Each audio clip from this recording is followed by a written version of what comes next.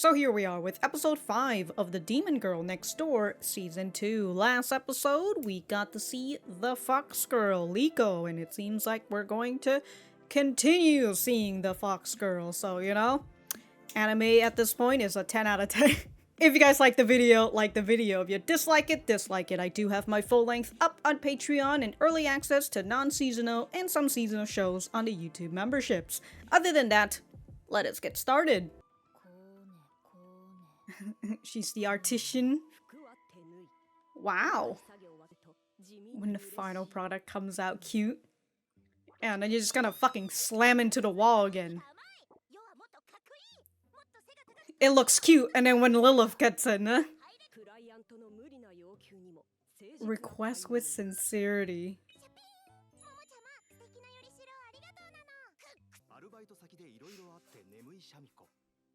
Yeah, she's sleeping off her high right now. Holy shit. Still thinking about that?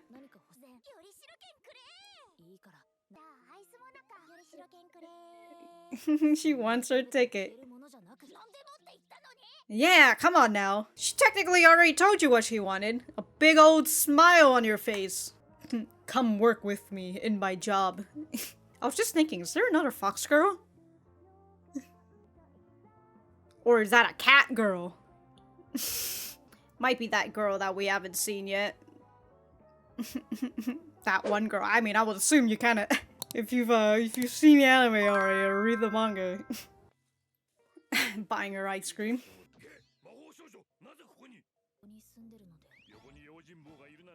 A bodyguard next door, she's running. Bye! Oh, well, his cracked glasses is broken now.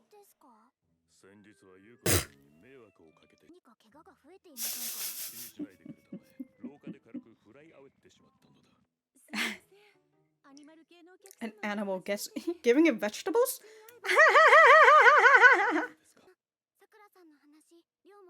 Oh, you're already here, aren't you? Alright, let's see what Rio's found. Oh my god, she's...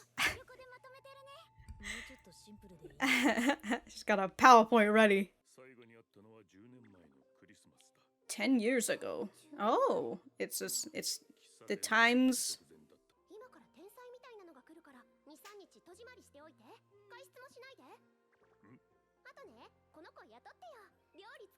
Wow, just... What do you mean a plague? Bye! She foisted Liko on me. Wow. He has a band-aid over his tail.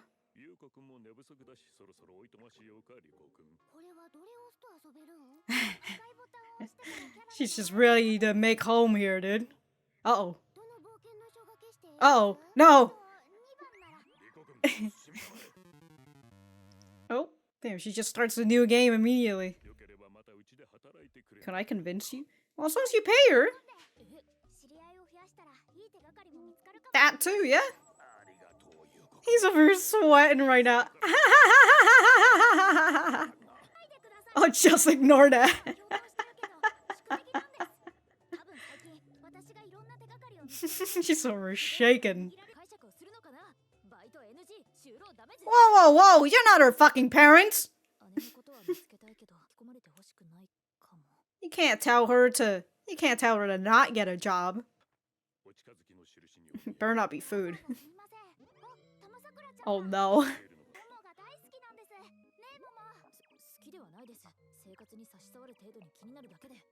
That adversely affects my life. Oh wow!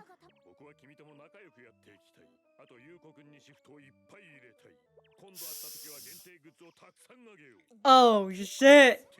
Bribing her! Oh snap! Oh shit!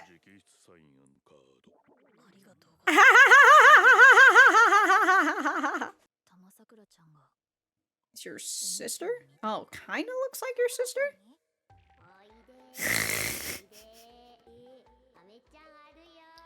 What a creep. I don't see the resemblance. Just a coincidence? After a spirit I saw. It was Sakura?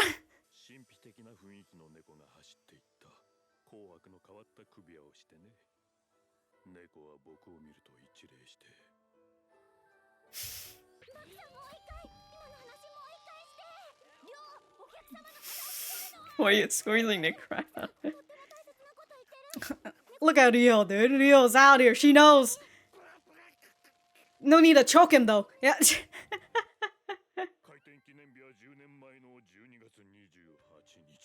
10 years ago, December 28th. Oh.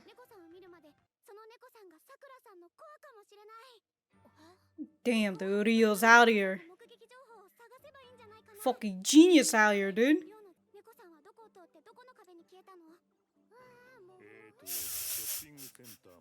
Not a care in the world for Liko.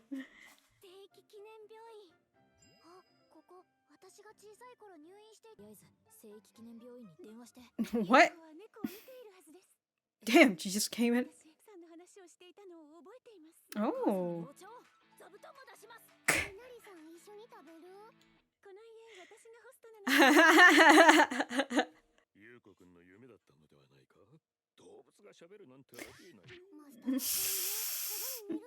I got news for you, boss.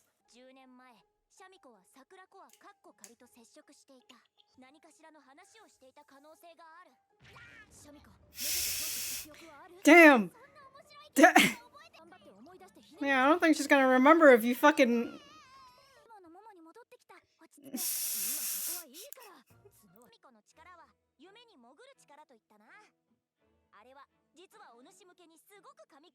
I made for your benefit, alright. Of course. Alright. Alright, let's see if you can understand it, Yuko.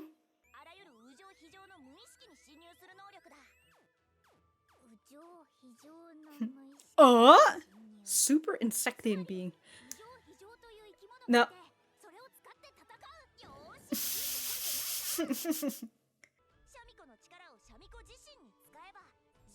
Oh! Interesting. From the insectian stuff. Understandable.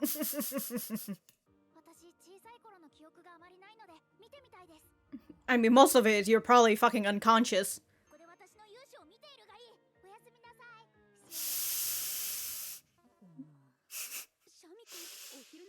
I see Sakura who likes naps.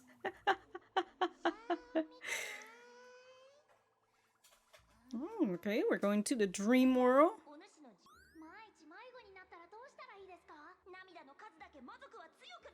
Get stronger with every tear they shed. Brute force it, huh?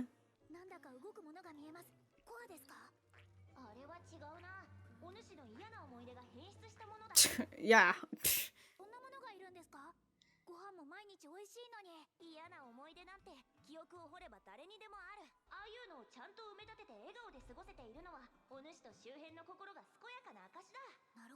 Wow! You talk about Momo out here? Oh, just like Momo, huh? Oh no, they're coming for you. Time to get set. Oh my god, it's a stealth get. Oh, she just goes. Ah, classic. No one will know, especially in a Mikan box.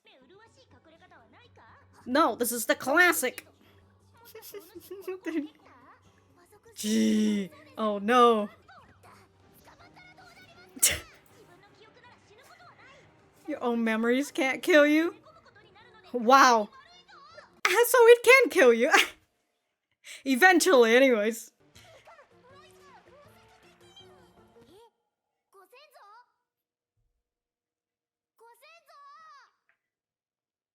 Oh, that silence.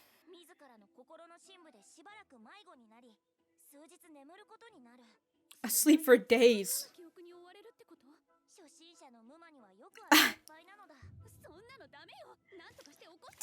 Oh shit!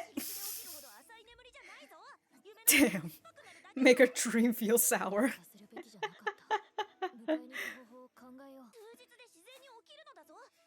Just gotta feed her during those days and give her some water. Also, maybe help her go to the bathroom. Oh. Jesus Christ. She did, yes.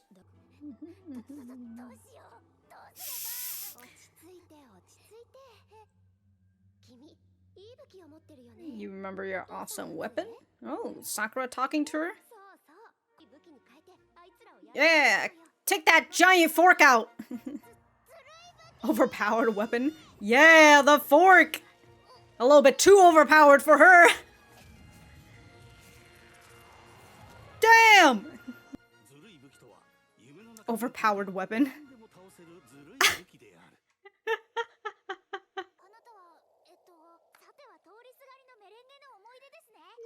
of whipped cream.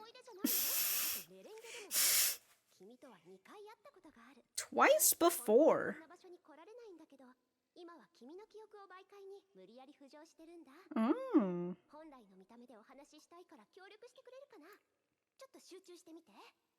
She's thinking about the cat. Just believe. Hocus. Hocus focus? Oh! Oh! I was just thinking about her in the opening.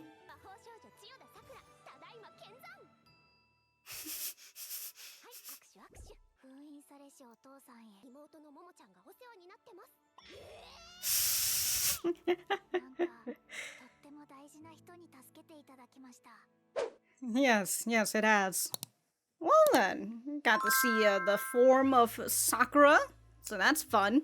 Preview, alright. Well, I'm gonna continue doing my Discord shit, and I'll be... I'm gonna go write my notes, and I'll be right back to the center. I love that. Momo's here over Momo's talking and her and Riko's here just oh very cute. The cherry tree who took a leaf of absence is back to protect your alright. Get out of here.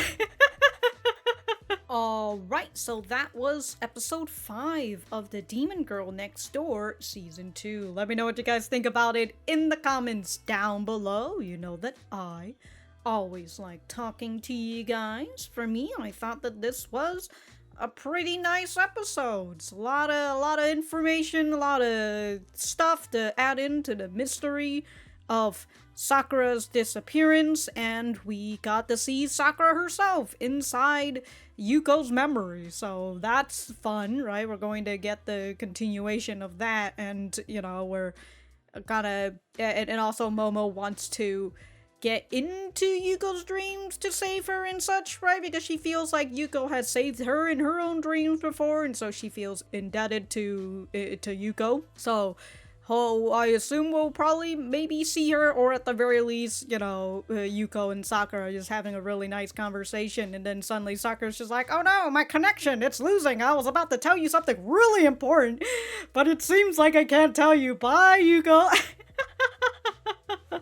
So, we'll just have to see what's going to happen in the next episode, but I've written all these notes, and I genuinely don't know what I wanted to talk about, other than the fact that, well, we've got a whole bunch of stuff that is being said, with Shirosawa and Liko coming on over to Yuko's place in order to help her with the disappearance of Sakura. And we have Rio who comes in and she's just like, hey, I want to sit in this conversation. Can I? You know, I want to help. Which, like, dude, honestly, you should have gotten Rio. You know what? They didn't know. So, but in hindsight, right? Should have gotten Rio to join in on this case a whole lot sooner. Because she's such a big fucking help. She's out here writing notes and everything. She's been doing her own research like shit, dude. During this conversation, Shirosawa talks about how the last time he met Sakura was 10 years ago, which yet again aligns with the fact that that was the date. That was the year of her disappearance. And so he explains that she met up with him when he was opening up his cafe. He was still a relatively new person coming into the city, and when she came in, she was just like, hey, I upgraded your I was gonna say I upgraded your pass, your fast pass. But I assume it's that symbol that she has outside on this cafe, right? I've upgraded it for you. And she also foisted Liko over to him as well, which I will say, Liko, when she was just coming here, she has like an X on her eye, so I guess somebody punched her eye out. I don't know, she... something happened, but I love that Sakura's just like, by the way, give this girl a job, would you? She just really wants to cook. And Liko just looks so sad. And she has like all the cooking equipments on her, and like the pan and like, I don't know, what is this, a pot or a container or something? All I want to do is cook. But there's this interesting thing that she kind of just glosses over, where she's just like, oh yeah, there's a plague that's about to come through the city, so lock everything up for the next two or 3 days, okay? And Shirosawa was just like, what the fuck? What are you talking about? She's like, I'm really busy right now, so like, I'll explain it to you later. And then she never explains it. So it's just like, okay, like, does this plague have anything to do with your disappearance, right? Because it's, if we're going back to the idea of if magical girls expend too much of their magic or something, they lose their physical form and the only thing they have left is their core. So like, this plague thing that is the main cause at the very least, right? There could be multiple causes, but would this be like a main cause on why she disappeared in the first place? It could not be, right? All she said was just lock everything up for the next 2 or 3 days and it'll pass, What was this plague anyways? Like, did it only affect demons? Who knows, right? A lot of questions about the plague in general, but the way that she says just lock up for the next 2 or 3 days, it kind of matches up with the timeline that Ryo kind of figured out later on. From what Ryo gathers, Shirosawa saw Sakura on the 25th, and then he saw the cat spirit on the 28th, which again kind of correlates to like this whole plague thing and her saying you should lock up for the next 2 to 3 days. So I don't know. Again, this plague thing, it could just be something irrelevant, but if it was, then why would you say it, right? It has to add something to the story at the very least, right? But we did learn from Liko that cores can take shapes and it can run away, unlike what Momo says, where she's just like, I've only seen other cores where they're just in the shape of a core, right? A circle, and they don't really move around much. So she didn't even fathom the idea of her sister's core being a cat running around the place. She thought that her core has just been somewhere buried in the city this whole time, but if she's been running around the place, and especially this is a big city, as Liko say, this is like finding a needle in a haystack, so it's a big issue. But also we learned that the reason why Momo likes Tama Sakura so much, right? She's an avid fan of Tama Sakura. She's a stan, I suppose, is because Tama Sakura resembles her sister, or at the very least, it resembles the way that her sister looks when she's in her magical form. And Shirosawa makes mention that he was inspired from seeing a spirit cat, so we can come to the conclusion that this cat is Sakura and she's just been fucking running around the place. She's been having a good old time just being a spirit cat.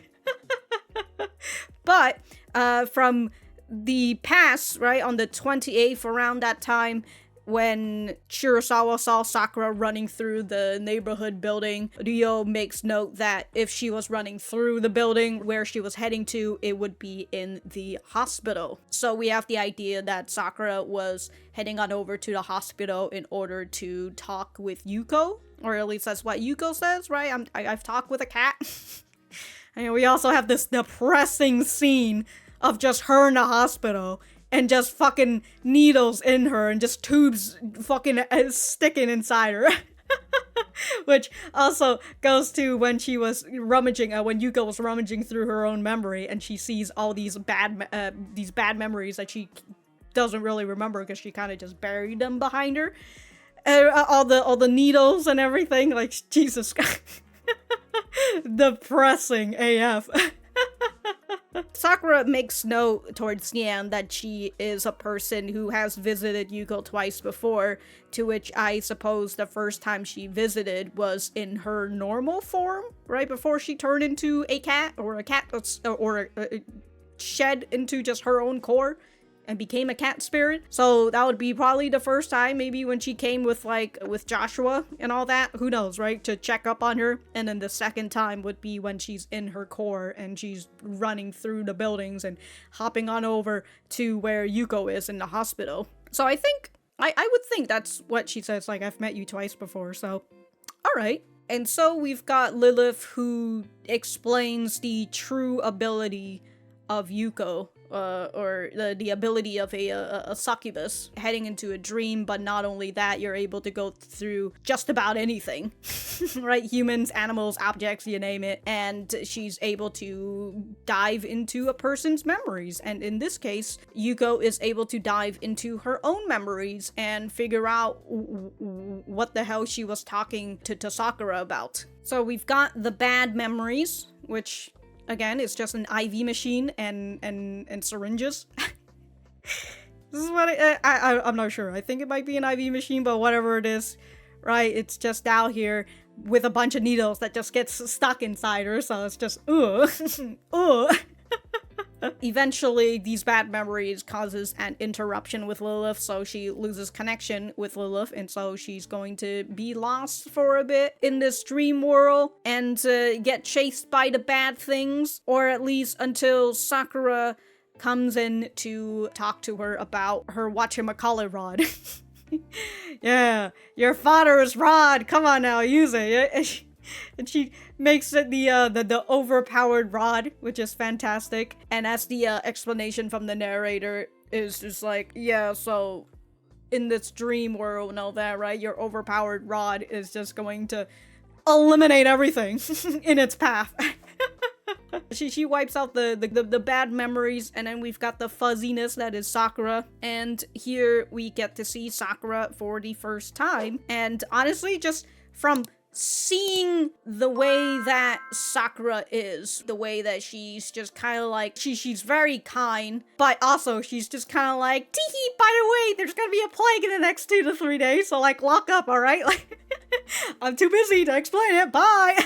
She's got a lot of things on her plate, that's for sure. I mean, consider that she finds herself as the protector of this town, and she protects the demons from other magical girls and such. And again, she's a very positive person, as she tells Yuko to focus and think about giving Sakura a form for her to talk to her with. And she's just out here encouraging Yuko, saying like, nice, keep going, it's working, just believe and it'll happen. And with her form out, we can see that we can see why Momo thinks that Sakura resembles Tama Sakura anyways. And then I would assume this is her magical girl form, which honestly, I really like this costume. I also just really love the half cape that she's got on. She's just out here posing and everything. And just from seeing this, it kind of makes me think about all the times where Mikan talks about how cute of a magical girl Momo was, and how Momo has like all these like cool looking moves, and like she does like really, she used to make really cute poses when she was when she was young, and she doesn't really do those anymore. So we can see that Momo really looks up to her sister, and so if this is the way that Sakura is, we can understand that Momo was trying to imitate her sister during the points when Sakura was still here. But then Sakura's gone, so she kind of loses the motivation to, well, be a magical girl. So it's an understandable thing.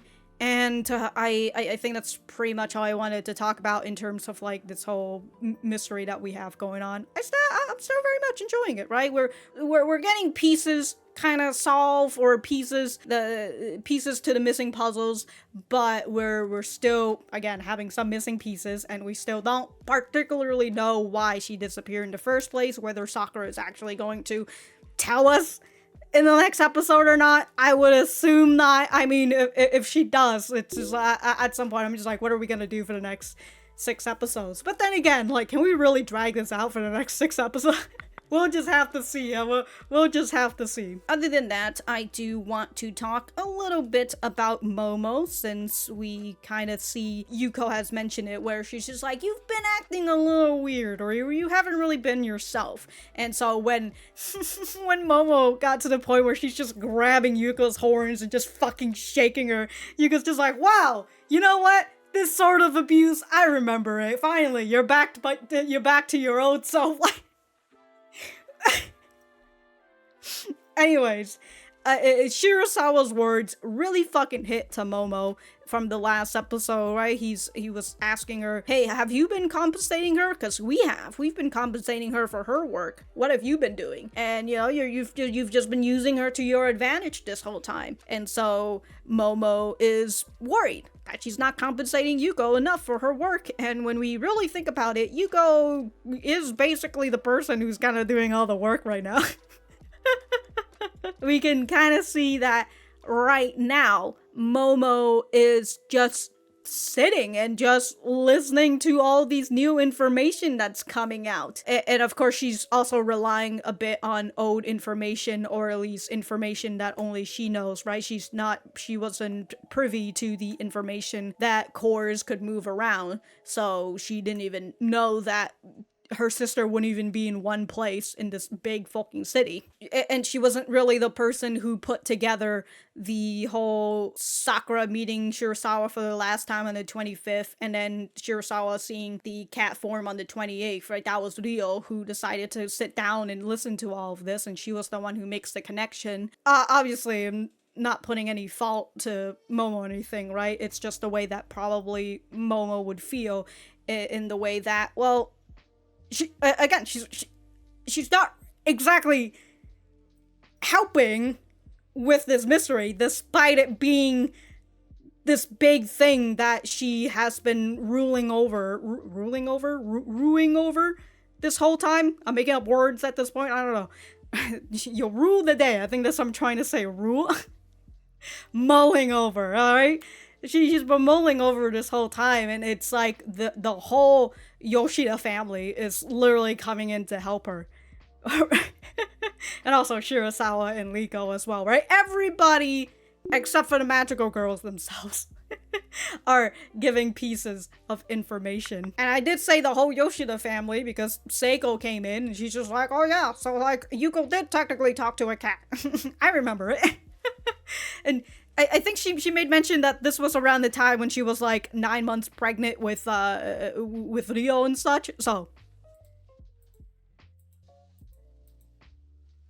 anyways, the other one, continuing with Momo, she is feeling that that darkness that's coming out, right? As Shirasawa is asking Yuko, hey, can you come and help with, you know, you've still got the job if you want to come and work and all that. Which, again, I assume he's paying her, so she's probably getting money, so that's pretty good. Of course she would like to go and work. She likes this place, but also it's because she finds that she would be able to get some information, right? If this is a demon-run cafe, maybe she might encounter other demons or other magical beings in general and get more information about Sakura, which in the end is just her doing more work for the Sakura mystery, while Momo would not really be able to do it because of the whole protection towards demons, right? And since she's a magical girl, she wouldn't really be able to interact with them.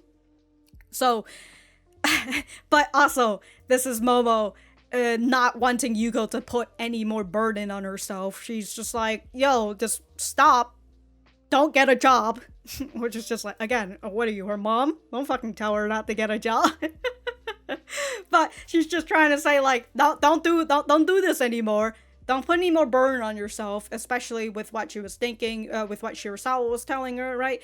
That this whole job that's been given, that Momo pushed onto Yuko is giving her stress and, you know, is exhausting her and such. So she doesn't want Yuko to do any more of this, alright? She's still recovering, and Shirasawa is out here asking her if she wants to go back to work.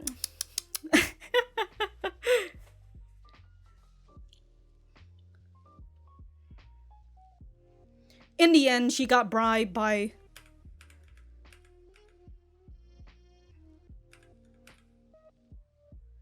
In the end, she got bribed by Tama Sakura merch, so...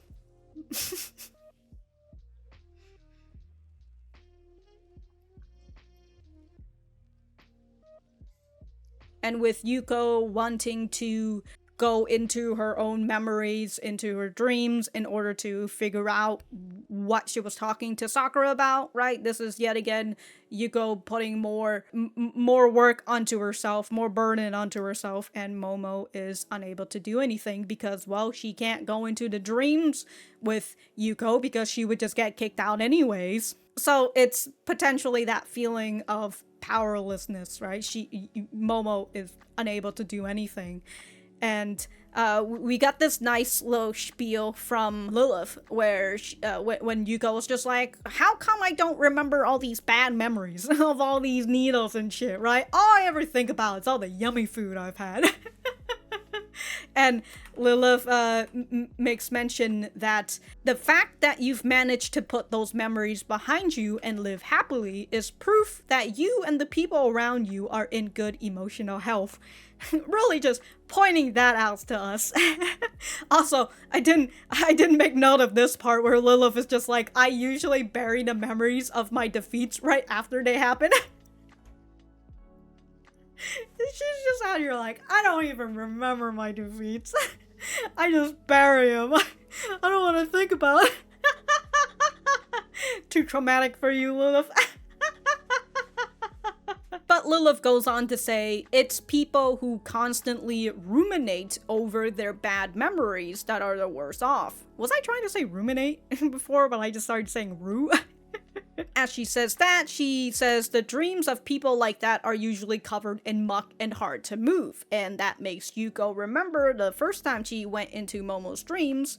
Right, her dreams were covered in muck and Momo was just out here moping, right, and feeling sorry for herself, which again is understandable. It just continues to, the anime continues to tell us how opposite Yuko is from Momo, and how Yuko came from a really bad childhood in terms of she was in the hospital all the fucking time and she could have died if it wasn't for the help of Sakura. And despite the poverty that her family has to go through, she lives a relatively happy life and she's able to look at everything on the brighter side of life. While Momo, I would assume, had a relatively good childhood, right? She was a good magical girl or something. I don't know. She loves her sister very much. So during those times when her sister was still around, I would assume she had a great childhood. That being said, I'm just making a big assumption on Momo's part, but everything went downhill ever since Sakura went missing, and it's that feeling of powerlessness. Where Momo, for the next 10 years, she couldn't find where her sister is this whole time, and her powers are getting weaker and weaker and weaker, and it doesn't help that when Yuko accidentally got some of her blood, she got even weaker off of that. While Yuko have been in a bad position, she is now in this position where she's pretty much better off, right? She's very optimistic of things. And then Momo, who had a better childhood, is now is someone who is very pessimistic, which, you know, kind of makes me think about the idea of... Okay, so I went off on this tangent that didn't really make any sense, so you're not gonna hear that, and I've also made the assumption, because I was too busy thinking about how Yuko and Momo are opposites of each other, that I was thinking that maybe Momo had a good childhood, but I completely forgot the point where she had mentioned that her parents were gone and that Sakura isn't her blood-related sister, so at some point Sakura had picked her up, and I was thinking about how Momo probably grew up feeling a little lonely because she had the loss of her parents, and then eventually when she left the city and she came back, she found out that Sakura is gone, so there's that feeling of loneliness that is affecting Momo deeply. and attributing to that feeling of powerlessness that she feels, right? The fact that she's unable to find her sister, she hasn't found a clue in over 10 years. Accompanying that feeling of loneliness, she has no family to go home to. She doesn't have her parents, she doesn't have Sakura, so she's been living for 10 years by herself. You can see how bad her diet is, and while Yuko was kind of stuck in the hospital for a good majority of her childhood, and she lives in poverty with her family, she had a very loving family who cared about her, and they were, in their own ways, very supportive of her in her endeavors. So in conclusion, Yuko and Momo don't have perfect childhood, but the difference between them is that Yuko has a very good support system, aka her family, who loves her and are very supportive of her, while Momo didn't have any families, and the only person that she knew around this time is Mikan, who is, in her own ways, I mean, not in her own ways, but she is a very supportive person, but Momo was unable to open up to her because she's lived a long life closed up and by herself for a very long time. And that's the better version of the tangent you'll get from me. You'll never get to see the other version, not even the people who are paying for this, because honestly, it was a waste of time, so you're welcome. But I've already mentioned in the beginning with Momo saying that she wants to get in the stream somehow. She wants LIlith to figure it out because she wants to save Yuko from days of being stuck asleep and being chased by bad memories, because she feels indebted to Yuko somehow. Which goes to the explanation of LIlith, where it's just where LIlith was saying you can go into their subconscious or their unconscious and kind of change them or influence them in some ways, kind of like how she influenced Momo to drink soda, or she influenced Momo to get creeped out by LIlith's statue. And so here it's that influence kind of coming in where Momo feels like she saved me somehow in my dream, so I have to do the same. So that's very nice. Also, I kind of talked about this at some point.